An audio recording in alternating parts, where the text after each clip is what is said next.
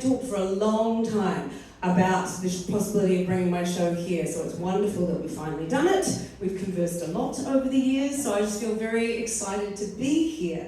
I thought what we talked about, this is a world premiere of this talk, so well done everybody. Also they said, are you going to do PowerPoint? And I went, yes, I should do PowerPoint. I hadn't planned on it, so this is the very first time this has been done, so fingers crossed it's a smooth process. And there's 65 slides, so look forward to all of those. But yes, a little bit, so I thought I'd start at the beginning with me, basically, and talk you a little bit about my journey with Jane Austen and with performance, etc. I am a full-time professional performer. I've been doing that for 25 years, which is amazing because I'm only 30. Actually 51. I'm 51 now, and I started performing at a very young age. And let's just jump into the PowerPoint, shall we? So yes, and I am Mr Darcy's niece, yes I am, and we'll discover why in a little bit. But yes, so I was born in 1974 in New Zealand. I was born in Auckland and Tamaki Makaurau, but I am from Ototahi, Christchurch, and that is me. And my mother is Australian, which will become important for sort of the connection of things that we're coming up. But I was always quite the show-off. I got on stage for the first time when I was 4, basically doing ballet the whole time, so yes. And this is me showing off. This is a very good relationship with my sister, who's like, Jesus, she's so annoying. And me going, look at me, look at me, look at me. So that's sort of a good example of that. And I was into ballet and things like that from a young age in front of the Christmas tree, and I think that's probably still the 70s. And I also had quite a lot of attitude, as you can see there as well. I like doing my jazz dancing, etc. So that is me there. I also had a flair for the dramatic, as you can see in a close-up on that one there. So much drama. And I did a lot of dancing, and so I started that when I was 4, and I did ballet and jazz all the way through until I was 16, when puberty ruined the chance of me being the ballerina that I thought I was going to be, because I liked to eat. Also got quite big knockers, so that made it a little difficult that way. But I was, the very first time I was on television, and I was doing Keep Fit, and here's a little taste of this. Is me on a show called What Now? In New Zealand in about 1983. That's right, try and touch our feet. Here we go. I was trying to touch my feet and getting it wrong. There we go. Then, oh, no, there we are. Yeah, getting it right. So there we are. That was me there. That was me doing a bit of that. And I was like on television. I got paid, I think I can remember, $138.43, something like that, in 1983. And I was like, yeah, I'm going to be on television all the time. Not much more after that. But then at school, I got into performing. And so I just basically haven't been off stage. The longest I was off stage from when I was 4 was for COVID, basically. And it was deeply distressing for me not to have people clapping in my general direction, etc. I like attention and showing off, so COVID was tricky. But high school, I was the queen, as you can probably tell. We also got second in Christchurch for a lip sync competition. That's me being Jake Blues over there. A lot of people didn't realise I was a girl until I took my hat off and there was a bun underneath. So yes, just always loved performing. And one thing I started doing at school was theatre sports. So the first year, that's improv comedy, whose line is it anyway, that sort of thing. The first time it was taught in New Zealand in schools was 1987, and that was my first year in third form. I was 13. And did theatre sports, and I did it all the way through school. And this is a little snippet of, in 7th form, we had like house theatre sports. So here's a little tiny bit of me doing theatre sports. Sorry, Sally's going to school. We are right here, Sally, when she gets to school. Let's have a look.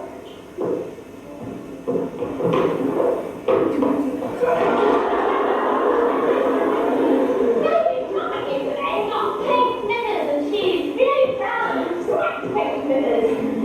But she was a show, so she went to school wearing nothing else.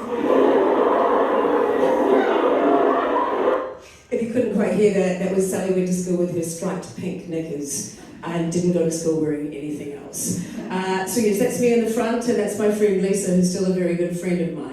And I did improv all the way through school, and I actually still am a full-time improviser and stuff as well, which will also become apparent why that is important to the story too. Anyway, then I went to university, where I did some more subtle comedy, as you can see, with my knockers on display there.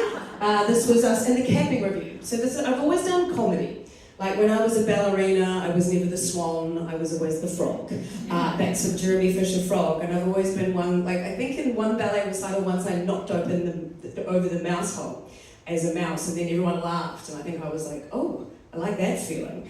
And so I've just always wanted to do comedy and feel that, you know, it's like that connection, that group laugh when we're all together and we're connecting over something is such a joyous thing in a live moment, and I've just wanted to keep that going basically ever since, which I have done. So anyway, so this was at university, and then I went to London. Actually, I didn't perform in London, and I did go a bit mad not having that. I was a bartender, surprise, as a New Zealander in London doing that sort of thing. You know, so you got a little bit of that. But this was my gateway drug, my formative moment. I was in London and I went to see a really big screen in Leicester Square, and I saw a play that I like to imagine myself in, or a movie, should I say. So I went to see this. Yeah, that's me, sure, there we go. At the Empire, which is this giant screen in London. I think it's one of the biggest in the world. And you know, for me, everyone has their favourites. This is my favourite adaptation. It was just, it was beautiful. Like Kate Winslet was so beautiful, and Emma Thompson having written it, and Hugh Grant was gorgeous, and you know, Colonel Brandon just being so constant, and then that bait and switch at the end, and I was crying, and I was like, this is amazing, and that just really sort of got in that way. I'm not somebody who came to it through school. We studied Pride and Prejudice in third form, and I was like, this is a bit boring. I didn't like it that much myself at that age. And so I used to say, I love Jane Austen, I've read all her movies. Which some people will think is a Philistine situation, but since then I have come back and read since, you'll be pleased to know. But I just bloody loved this. I just loved it so much. And then, and I can't even remember when I saw the BBC Pride and Prejudice. I think it might have been after this. But then I've just voraciously, you know, any sort of screen adaptation, like any period drama basically, like I'll see a bonnet at the corner of my eye and I'm like, ooh, what's that? I want to watch that. I love all the Dickens and everything and stuff as well. But this was the sort of thing that started it all. But then I came back to New Zealand and I was trying to get auditions and I wasn't getting a lot of work and things, but I got into A Midsummer Night's Dream. This is in 1999, where I was Hippolyta down there in the front. This was the summer Shakespeare that used to happen in the university every year. So I got into that. And then I sort of got into this world of auditioning and things. And yes, the answer to the question, have you been on Shortland Street, which is a New Zealand soap opera, is yes, I have, and here we go. Breathe in. Now, after the next contraction, I'm going to do a physical examination just to see how dilated you are. Are you sure you don't want me to step in on this one, Doctor? Why would I want that? In that case, I'll just go and call Mr Miller and give him an update, shall I? Oh, sure. Look at that acting, so much acting. There you go. Yes, I was Dr. Margaret Cole, obstetrician gynecologist. That's me. And I was trying to get her out of the delivery because she had been drinking. And I was removing her from her drunken state from delivering babies. And then I was like, yay, I'm on television, yay, more television to come. Not really. But what I did, and so I was getting auditions and stuff, and I was getting frustrated that I wasn't performing. And one day I just sat down and wrote a poem that just came out of nowhere. I hadn't really written poetry at school or anything. My school in New Zealand was the very first school that made cycle helmets compulsory in the whole country. So, you know, obviously that's good, but when you're 13 and you suddenly have to wear a stack hat, it's not great. And I wrote a poem about that. And that's the only one I had done previously. And then I sat down to write this poem, and it was in about 2000, and I was like, oh, I quite like this poem. So I kept writing more poems, and then I ended up doing stand-up poetry performances. And I'll just do a little poem for you now. I might even get emotional doing this poem, because I'm quite a soft person, I cry. And whenever I talk about that, you know, Jane dying in Cassandra's arms, I'm like, myself as well. But this one gets me a bit emotional, because it's just about, I'm already going, it's about what it was like to not be performing when I really wanted to be. And I wrote this poem about that because of this. Whatever we've accepted about the paths we choose, some dreams are still alive in us that we are loath to lose. I thought I had repressed them. I thought I'd faced the facts, focused on the sensible, and slowly turned my back. But despite all genetics and puberty's coat of fat, under this maturity is a girl in a bowler hat. She also wears a bow tie from 1973 that Dad no longer wanted, so he bequeathed to me. It was velvet, floppy and sparkling, and reeking of razzmatazz. And that hat, that tie and a spotlight were just my kind of jazz. Oh, I was gonna shimmy till my little garters broke, a sexy little 9-year-old to whom it was no joke. I soaked in my applause at the Rep on Kilmore Street in Christchurch, which fell in the earthquakes, and knew that in no time at all you'd all be at my feet. But things are not that easy, and fame does cost indeed, and I couldn't afford the asking price of size and perfect knees.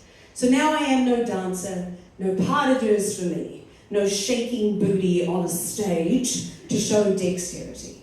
But under these defences is a 9-year-old who knows she's still got what it takes to knock you off your toes. She may just dance for her mirror and prance around her flat, but she does it all with a faded tie and a cracked out bullet.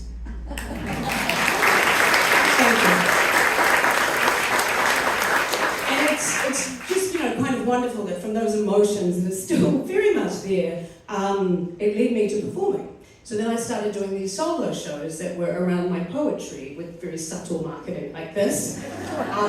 I am a bit filthy, I'll get that out of the way. I'm not going to be too filthy here today, and my Jane Austen sort of side of things has definitely toned things down a little bit, but there is a lot of jokes about fingering the pianoforte, just stuff like that. But anyway, I started off in this show was called Dirty Pink. This one was Hot Pink Does Vegas, which was these two on the end there. So yeah, I did stand-up shows and poetry, and fun poetry, saucy poetry, silly poetry. I went to Edinburgh in 2004 with this show, and it was called the Potty-Mouthed Pam is. And actually, and this is an audience I don't have to explain who Pam is to, which is exciting. She actually came to my show.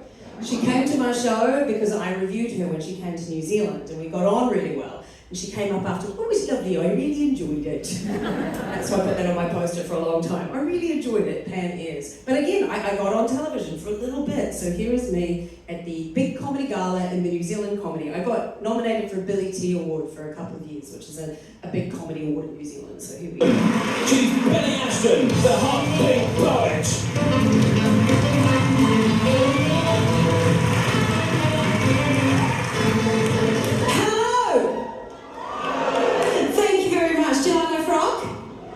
It's very nice, isn't it? Thank you. I can't breathe, but I look pretty.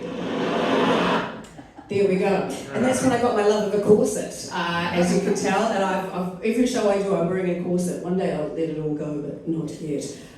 So I was on television 3 times that year doing comedy, and I was like, here we go. And then I've never been on television since doing comedy. I've always sort of been a little bit outside of what is accepted and normal and stuff like that for comedy, doing slightly different things like poetry and things. But I did trip around the world. So I went to Edinburgh a couple of times. So this is me here, MC Hot Pink and Busty Rhymes. That was that one, getting nice reviews all over the place. There we go. And I also had kept doing improv through this whole time. So I started doing corporate improv and dressing up as various different things, I'll show you in a bit, but I also represented New Zealand in the World Cup of Theatre Sports. So this is in Germany. It was during the Football World Cup in Germany in 2006. I represented New Zealand, and that's Laurie, a very good friend of mine there on the bottom, and she becomes very important soon as well. Greg's fine, he's nice too, but Laurie is one of my best friends. And so yeah, we tripped around doing that, and I did these corporate things where I got dressed up again. Subtlety is always my strong point, as you can tell. Various different characters along the way, and that sort of thing, and that. So that's Laurie again there, and that's one of my crowning achievements. She's Penelope. That's Penelope with Mrs. Claus. So I was doing all of this, I was doing improv, and then the first show that I did that was really quite successful came next. This might be unusual sort of thing I've been calling it JASA this whole time, but it's JASA. It just feels like jazz hands, JASA, I like that. This might be new, this is a show that I did that was called Hot Pink Bits, also subtle. And Hot Pink Bits was about the history of the sex industry. So it was about the history of pornography and prostitution, because New Zealand was one of the first countries in the world to legalise prostitution. And I personally think this is a good thing, because then women can, because it's never going away. So let's get the women the medical and police assistance when they need it, rather than keeping them in the shadows when it's always about, it's always the women that usually suffered in these situations, as we've seen through history, whether it be Jane Austen not being able to provide for herself, supposedly, to all manner of things. So that was my conclusions, again, another corset. And here's a little snippet of this. It's not too filthy, but gird your loins, JASA, I would say. Here's a little bit. So everybody please, sit back and relax, and let me reveal to you my hot pink bits.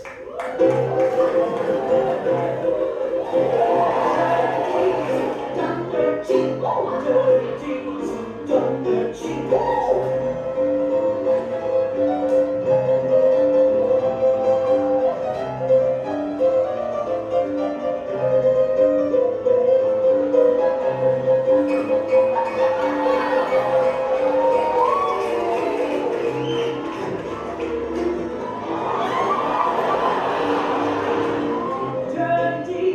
done dirty. There we go. I had a couple of volunteers from the audience, and one of them, I put clothes on him to strip off, but then that one decided to take his own clothes off as well, which was exciting for everybody, absolutely. So that show went very, very well. I've toured to the Canadian Fringe quite a lot. I haven't actually performed in the States, because the States are kind of dicks about letting you in, and you have to pay thousands of dollars to get visas. And I'm like, you know what, you're a bit of a weird country anyway, so I'm just, especially right now. But I have toured to Canada a lot. I've done the Canadian Fringe circuit a lot, and I did that one there. I also took it all the way around the country. I did this big tour with a group called Arts on Tour, and I went all the way from, Northland. I have actually done shows in Stewart Island down there as well, just all over the country with Arts on Tour. This is in the Mackenzie country near Fairlie in the football club, which is not my wheelhouse, generally, sport in general, but it was really, really wonderful. But when I went to Canada in 2007, I watched a movie on the plane that came out at this time, and it was called Becoming Jane. And so I watched this. I didn't like the film. I don't know. I thought it was a bit simple and a bit silly. However, at the time I had broken up with my 6'4" fireman boyfriend because of circumstance. He went to live back actually in Ireland, funnily enough, and then we couldn't be together. And I was like, I'm just like Jane Austen. She can't be with Thomas Langlois Lefroy because of circumstance. And I'm like crying on the plane, and this woman next to me was also crying. And I was like, why are you crying? And she said, I'm going to bury my father. And I was like, okay, you win. But anyway, but we're sort of bonding over that the whole way. I was like, Jane. So I just really had this real moment with Jane Austen, which will again become important soon. But when I got back to New Zealand, so in 2008, my friend runs the New Zealand Improv Festival and said, would you like to bring an improv show to this festival? And I was like, I've always wanted to do a Jane Austen improv. Obviously I had all of my watching it, loving all the bonnets and the poncing and the, ooh, I esteem you greatly. I remember that line so well from Sense and Sensibility. And so I was like, yes, let's put together a Jane Austen improv. And so that's what I did. And so in 2008, Austen Found the Undiscovered Musicals of Jane Austen was born. And so this is my friend Laurie. So cue some very ridiculous publicity images. Laurie with our friends Shetland Pony, the three of us being subtle again. And we did this show, and here we are. Now, why didn't I think of that, Jane Austen? So it says, addicted to Darcy, lost all sense and sensibility, bonkers for big balls. Well, put down your cross-stitching and join with Auckland's blah, blah, blah, blah, blah. So this is what we did. And we did it in Wellington at the festival, and it sold out. And I was like, okay. And then we did it in Auckland at the Comedy Festival, and it sold out. And then we went to the Adelaide Fringe, and it sold out. And that's when I was like, it seems quite a few other people quite like Jane Austen as well, which I'm sure Susanna has used your whole career, basically, at this point, yeah. And that's when I heard the term Janeite. And that's when I started doing the study in her life. Because what we would do before every one of these musicals is do a little speech about Jane Austen's life. Because when you do improv shows, like genre-based improv shows, you have to learn the world so well that you can just go, let's have some seed cake or some jugged hare, or do you like the mites on that cheese? Isn't that delicious? Have you seen my barouche? So you know all the things that you can grab them out of the air when you're improvising. So you immerse yourself in the world. And that's that's one thing I've sort of come away from. I mean, I love her stories, but me personally, I find her life the thing that really engaged me. Like, as someone who struggled a lot to get, you know, to do my own thing in my own way, and I ended up just producing it myself. Like, I've wanted a producer to tour me here, and they haven't, so I'm like, well, I guess I'll just do it myself. I do that a lot, and so I can sort of feel a kindred spirit with her that way. But just the fact that I've been doing Jane Austen shows since 2008, so 17 years, which was almost 3 times as long as she got to enjoy being a published author. You know, like, I've probably made way more money from my theatre shows than she ever did. So I've donated money to the Jane Austen, you know, museum and stuff like that, because I just think, oh, it's just such a tragic, and she's such a proto-feminist, you know, fighting so long because she was a woman, being denied so much, focusing on women's stories. And that's the thing that I sort of really resonated with. And I really enjoyed doing all of that research for this. And here is a little bit from Austen Found. This is from 2010, this video here. So here, in the militia hat of excitement, you know how to do that. Here we are at the second deadly sin. You are girls who are very troubled. It makes me quite awful. Oh, I'm very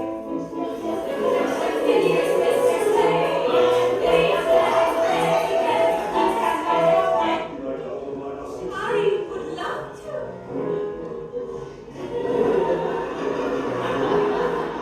If it doesn't go off in your head. If you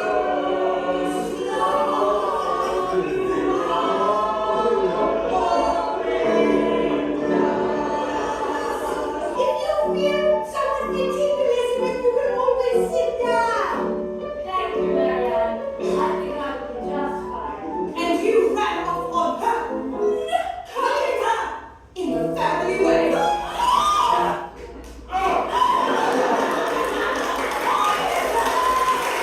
Oh, Elizabeth! Watch me move across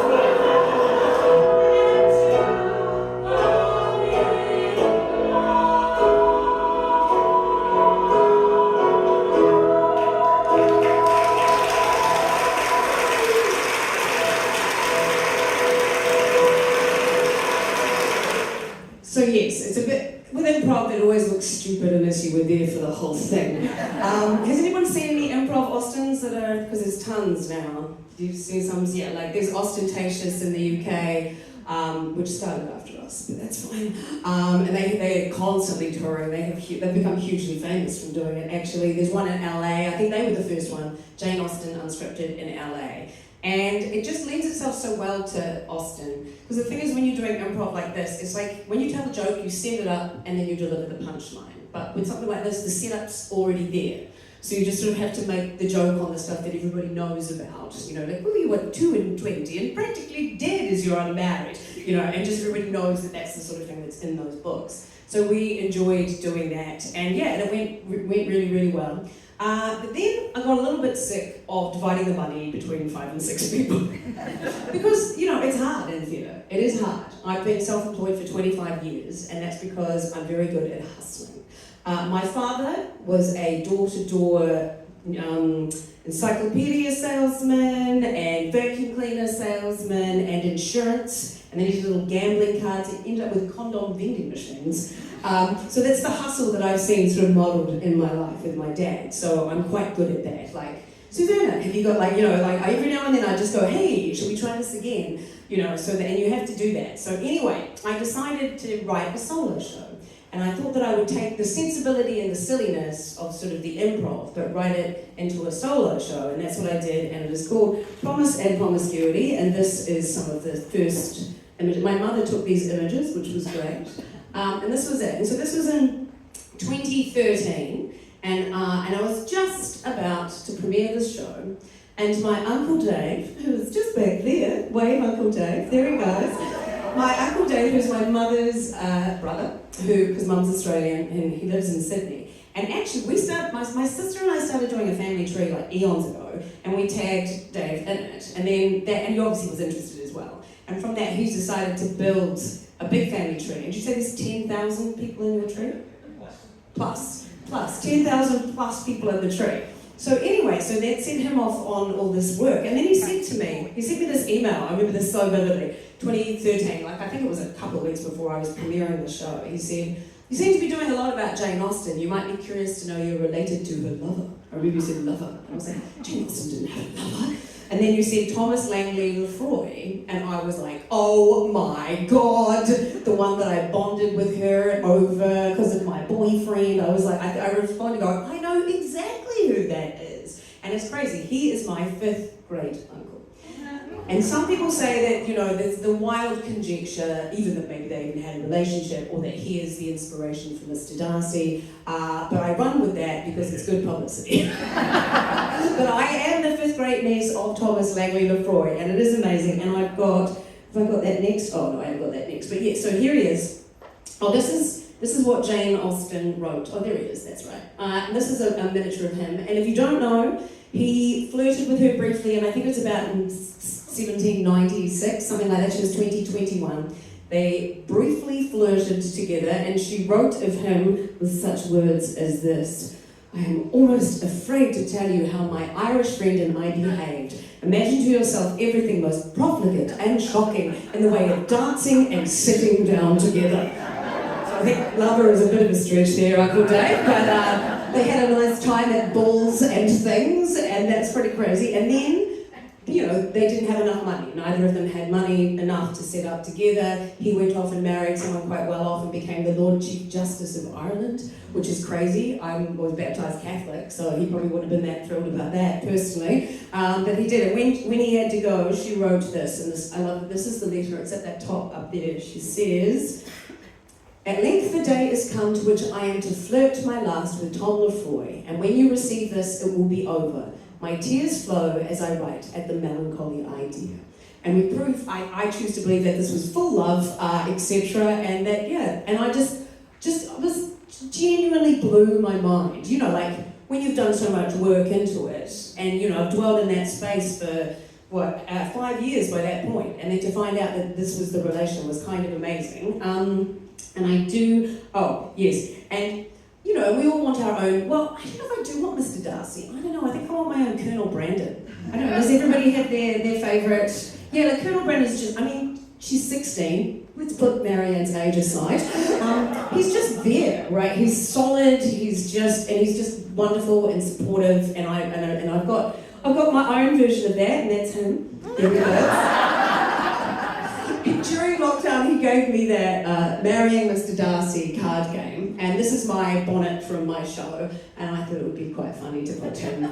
I'm wearing another bonnet in the front of that one, but no, I'm cutting out. This is Matthew James Harvey, my very own Mr. or my own Colonel Brandon. But I thought what I would do here is give you the family treat that Uncle Dave well put together here, and it's a long way. So there is Penelope Ashton, that is me. And then we go up to my mother there, and my mother's father, who's Charles Lucan, his mother is Beatrice Crossland, and actually she's married to a Mr Lefroy, so we get there, and actually the Crosslands, there were 3 Crossland sisters, and they married 3 Lefroy brothers. Yes, well, but Dave, you decided that they weren't the pool was quite small where they were. So they just went, you'll do. And they each married, and so then it's the mother, so the Crossland is the daughter of Gerald DeCourcy Lefroy, who is I never know it's 3rd or 4th great grandfather there. And he is the nephew of Thomas Langlois Lefroy. So it's kind of crazy. So, and their parents are all about, you know, without their parents, none of us exist. It's not 3rd cousins round the corner, twice removed. It's like, bam, straight up to the family, which I love. And I've kept the next line up, which is Anne Lefroy up there at the top, who was Jane Austen's friend. So, and she was the aunt of Thomas Langlois Lefroy and Henry Lefroy, who then was the father of Gerald. There's so many Lefroy, this and that. But yeah, so that's Anne, that was good friends with Jane Austen, who actually died on her birthday in a horse accident. So yeah, there's the family tree. Can we give my uncle a round of applause? I know, it was like, it's been amazing. So I've had articles all over the world about that. I got a fantastic article in the Irish Times, because I did my show in Ireland, and Thomas Langlois Lefroy, they were Irish. and in Limerick, in fact, where he was from, and I did my show there, and I contacted the Irish Times, and this woman was hilarious. We had this great interview, and at the end she said, "Oh, well, that's all well and good and all, but does she get a ride at any point?" There was no, the lady in my show doesn't have sex at any point in a Jane Austen show, afterwards, at the end, afterwards, etc. But does she get a ride at any point? She was, I love that, she was delightful. So here we are. This is more publicity images, again, subtlety. And I have done this, yes, so that picture on the far side over there is me doing it in Winnipeg. These are both from Winnipeg. I've done it all over the world in various different places. I think I've got pictures of it. I think this is it. At age 2 and 20, you are young no more as the century. I could never marry a man whose taste did not at every point coincide with mine own, for Balls bore me rigid, Reggie. Now, girls, it's time for your etiquette. tea in the afternoon with cake. Anything? Was that book that you were reading there before? Oh, The Complete Works of William Joel. He is a fine writer. There is a man holding my hand. Ashton, I could dance all night. For think if Freddie loved a girl, a pirate queen called Sensibility. Your modesty, so far from doing you a disservice, rather adds to your other.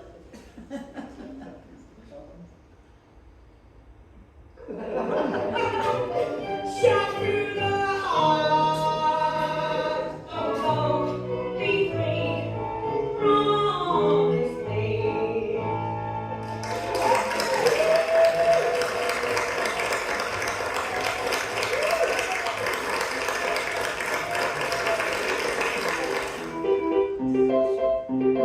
Skype reel here.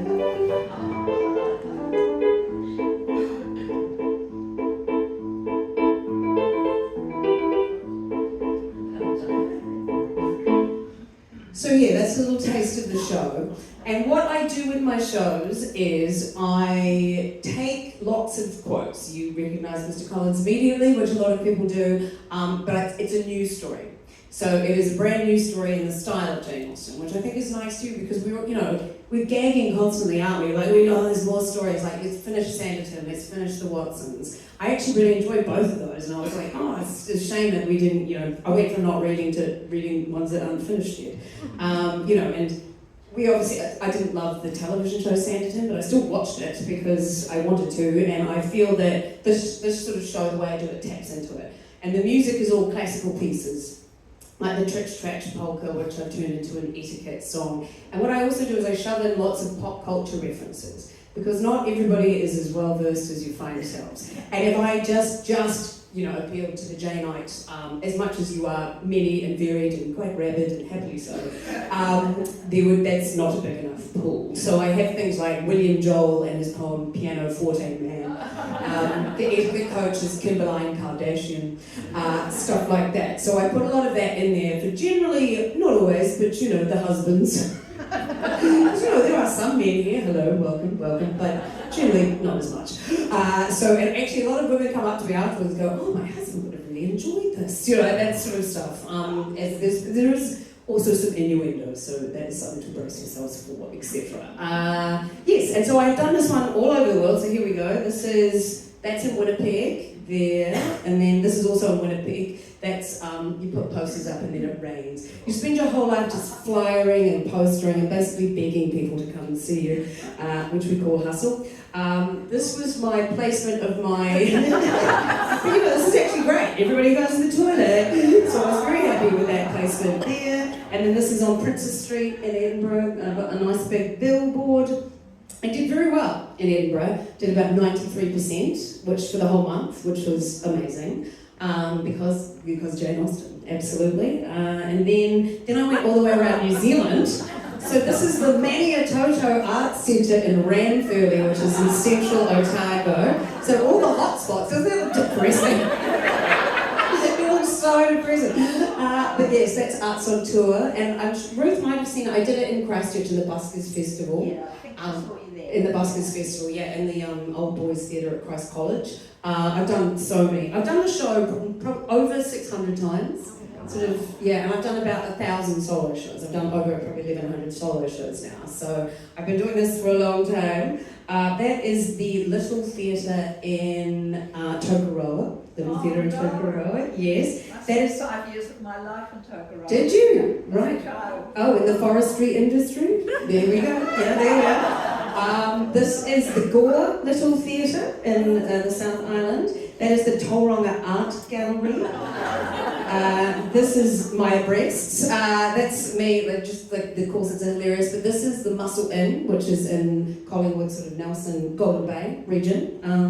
Yeah, and I've just toured all over the place. I did a big tour all around the UK. And you know, I just love going and connecting with Jane Arts like your good selves, etc. And then I'd done this one quite a lot, and I thought, well, I need to do another show. And actually, we had done an improv Dickens called Oliver Twisted. And so I decided that I was going to do Dickens, so that's what I did next, which is Olive Cockbottom, A Dickensian Tale of Love, Gin in the Pox. So, and that's the same thing, but it's Dickens. I play 9 characters in the Austen one. This one I played 15 characters because it's Dickens. There's a lot of this sort of thing in the Austen one. It's a bit more of, you know, like everything's a bit down lower, and a bit more squelchy, a bit more prostitution.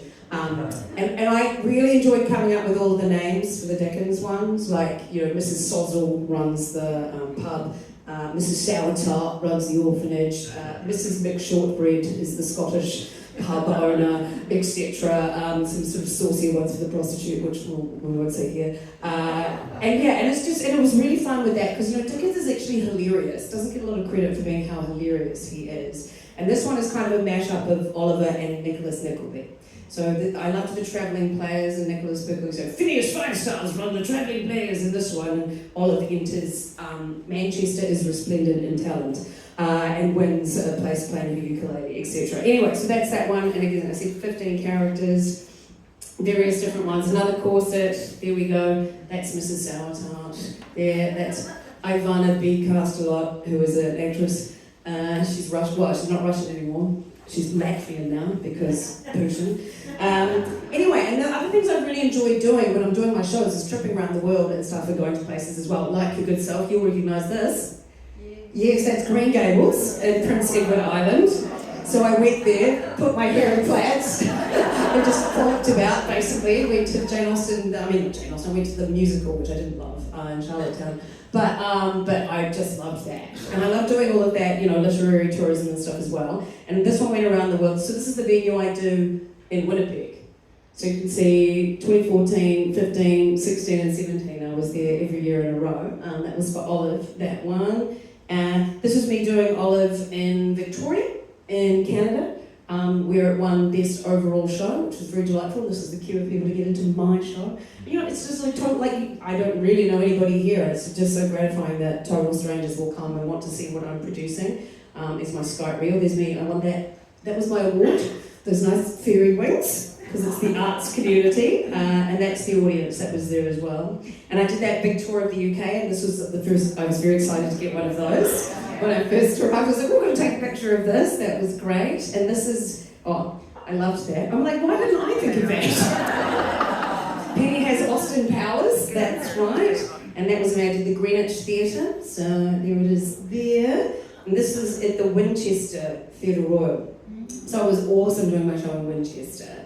And it's just the most beautiful little theatre. It seats, I think it only seats like 250 or 300 or something like that. And I managed to get about 150, I think, something like that. So that's everybody there. And then, of course, I had been there previously, but I went back there. And then I saw, so I don't know if you remember, in that very first Austen Found, there was that young guy, sort of quite large, Elizabeth, I moved across the floor. His name was Chris Neals. He married Nancy, who was the original, she was in The Play That Goes Wrong, the very beginning of The Play That Goes Wrong. And her mother sculpted that. Which is just like, again, these sort of, you know, coincidences, synchronicity, etc. I can't remember her first name, but Zammit. Nancy Zammit is the one who's in The Play That Goes Wrong. So yes, this was me in 2017 travelling around, and I went to Ireland, indeed, and went there, and I did my show in the Bell Table there, the theatre, This is The People. And then Rose Sorvatova. Rose Sorvatova is an Irish woman that has done quite well with her Austen extensions and adaptations, and she helped me get props. My uncle helped me drive around to get props for the Genesian. My life was always trying to source props. But Rose gave me some, and then she went, oh, you might want to meet some Lefroys that are here in Limerick. So then they came to see the show, and then I think they were both Lefroy still. I don't know who that last name was, but yeah, we're all vaguely related back, so far back, obviously the connection. And again, thanks Uncle Dave, wouldn't have known that otherwise. Here we go, this was the Irish Times. My great uncle was the original Mr Darcy, so I'm really running with that. She did such a good job with that. And as Susanna has realised, Jane Austen has given us these careers. Like this woman that was deprived so much because of her sex and didn't get to enjoy, she could have been published so much earlier, like Dickens. Dickens published straight away because he's a dude. Yes, he's good, all right. But it's just frustrating. And so she's provided us with this income, and she's helped me do things like buy a house. The financial stability she's given me is something sort of crazy. So I just, it's Mr Darcy again, and it's taken me all the way around the world.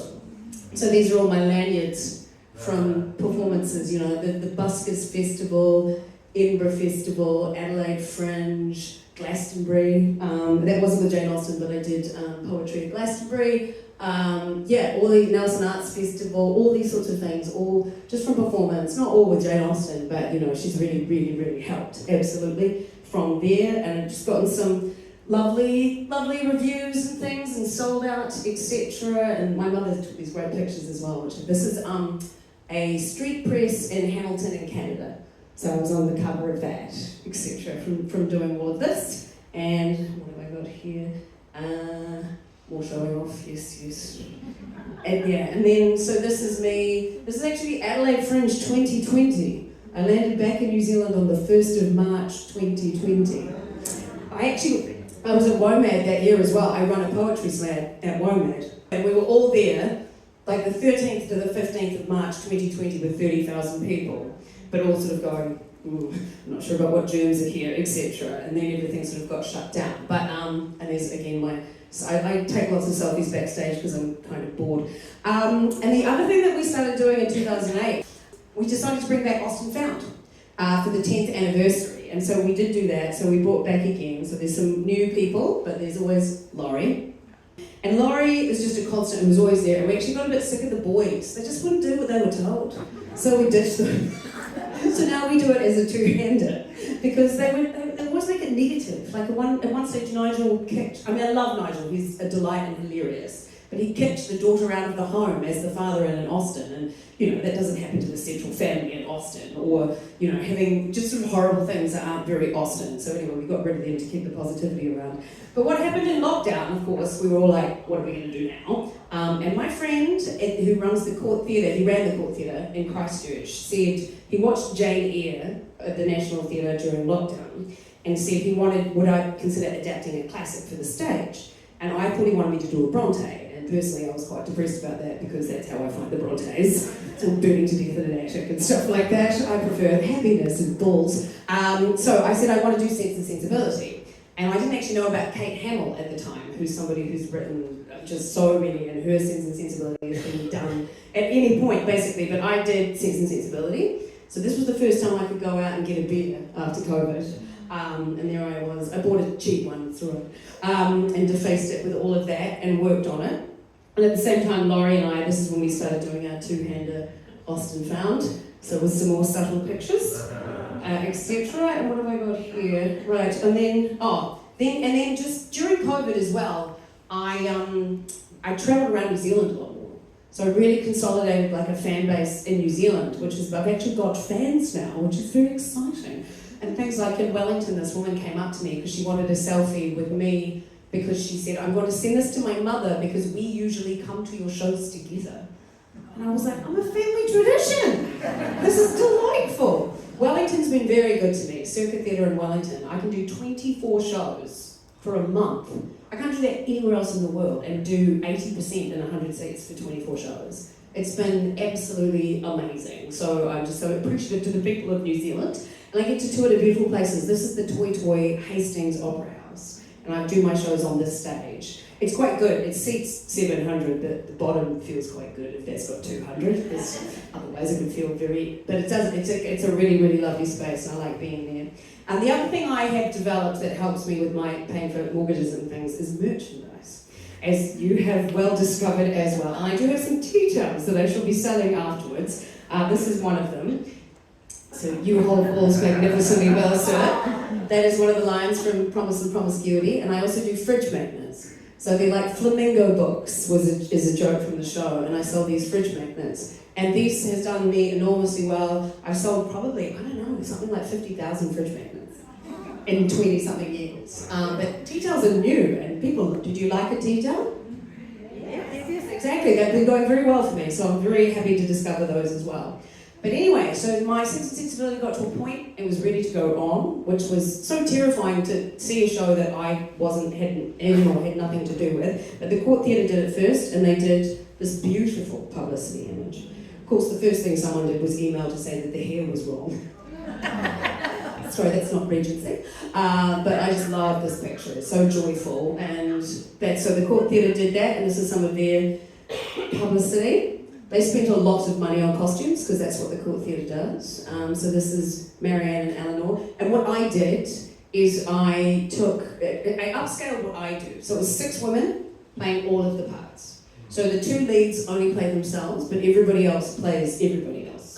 So this character here, that's Fanny there, but she was also John Dashwood and various other people. And then Kathleen, who was next to her, that is, John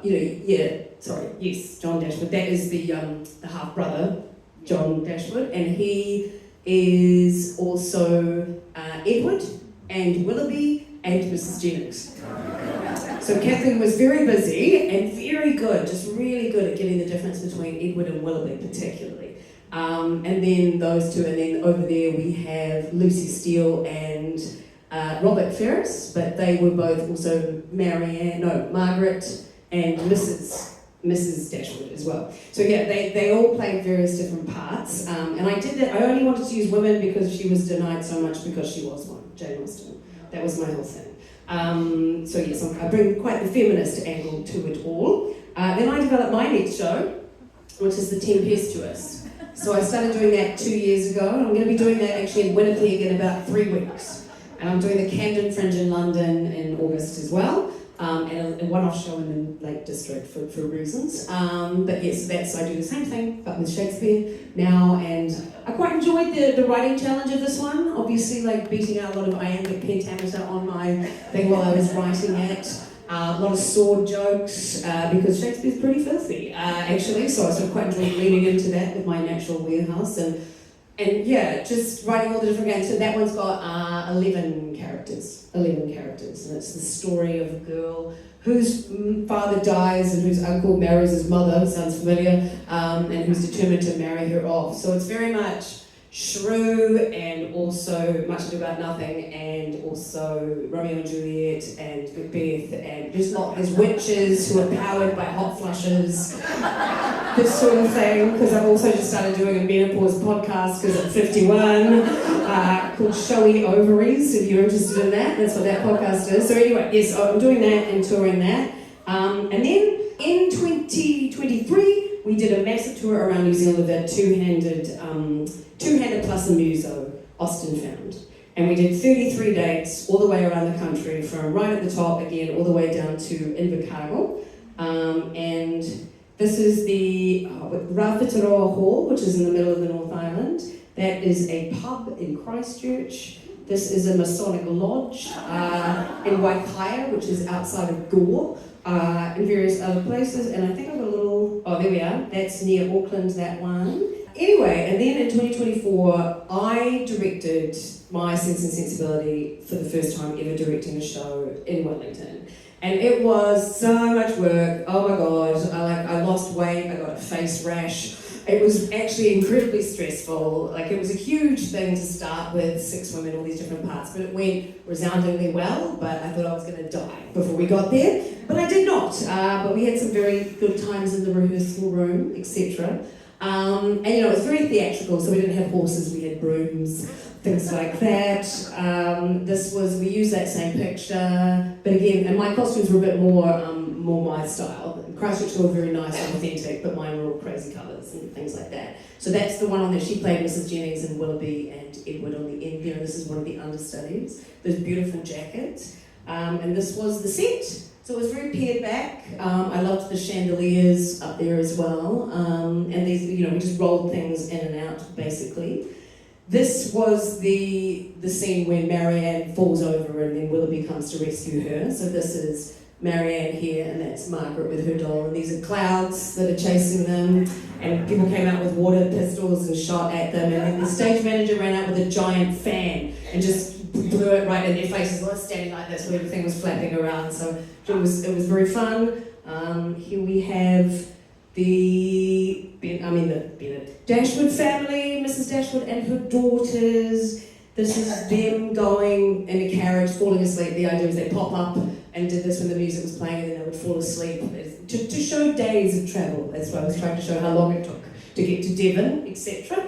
From there, there we are. That's the baby, Charlotte's baby with Mrs. Jennings there as well. And here we have Lucy Steele and Robert Ferris sniffing her hand with great fun. And then they came up with this idea in Christchurch, and it was so great that Willoughby ripped open his shirt. So it was obviously very Darcy, and we totally copied that. So there you go. And the roar of laughter when she ripped that open and had that, and had a little bit of hair as well, was just magnificent. And then Bronwyn just picked up the actress playing Marianne, and the whole crowd is just losing their mind about that. So that, and then this is merchandise. I had tea towels, of course, and here is everybody, the crew, etc. There's two dudes. There were three men involved and only one straight one, but we all had a wonderful time, and it was just really, really successful as well. And it did 93%. 5,500 people came to see it in Wellington, which was amazing. And here's a little bit.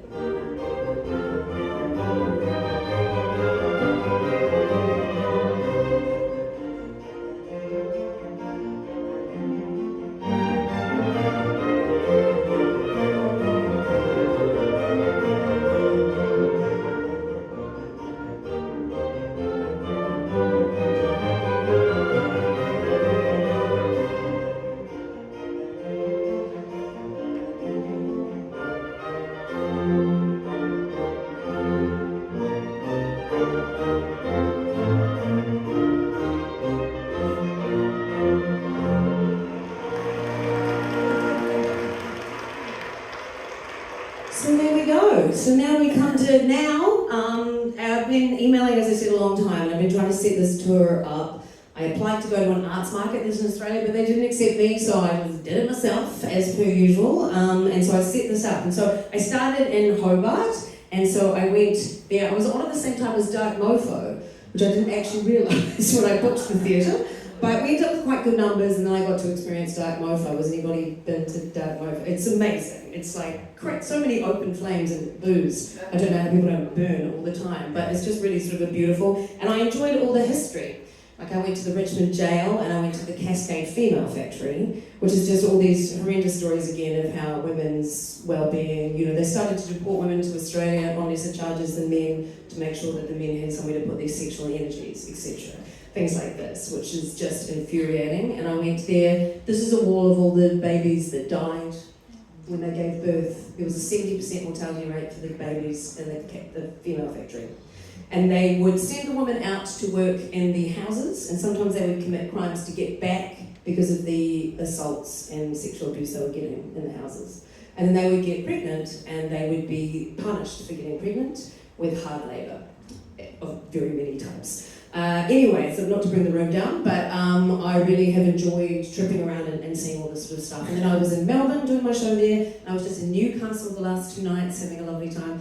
And now I'm here, and tomorrow is sold out, which is very exciting. And then I go to Canberra, which 2 of those 5 ones have sold out as well. I'm at the Street Theatre, if you know anybody in Canberra, to come and see as well. And I just figure we get these apps on the internet that I will still be doing this show when I look like this. is pretty much what I think I look a bit like my mother in this one, which is not surprising. So there we are. That is a little bit about me. And I just want to say thank you so much for listening. It is wonderful to be in a room together with people that know a lot about her, and as I say, it's her life that really is the thing that has grabbed me, and that we can all have an appreciation for the struggle that she had and the genius that she had, and that we're all here celebrating her still, and I think she's still so relevant, because not only is it about romance, but it's also about the search for security. Like, we all want to be in love, but we want to be able to afford bloomers and things when we need them, etc., like in house rents and things. And also, you know, like Sex and Sensibility is all about housing insecurity for women after a bereavement, which is still incredibly, incredibly topical, or divorce, etc., and, you know, respiratory illnesses flying around, etc. We realise that we have come a long way in 250 years, but we still have gender wage gaps, we still have sexual violence and abuse for women, etc., so we're not there yet. But she shows us how far we've come, but also how far we have to go, as well as celebrating the genius that she is. But yeah, so that's my time. I just want to say thank you so much. We've been trying to do this for so long. It's exciting to finally be here and to meet everybody. And How amazing. Wasn't Penny an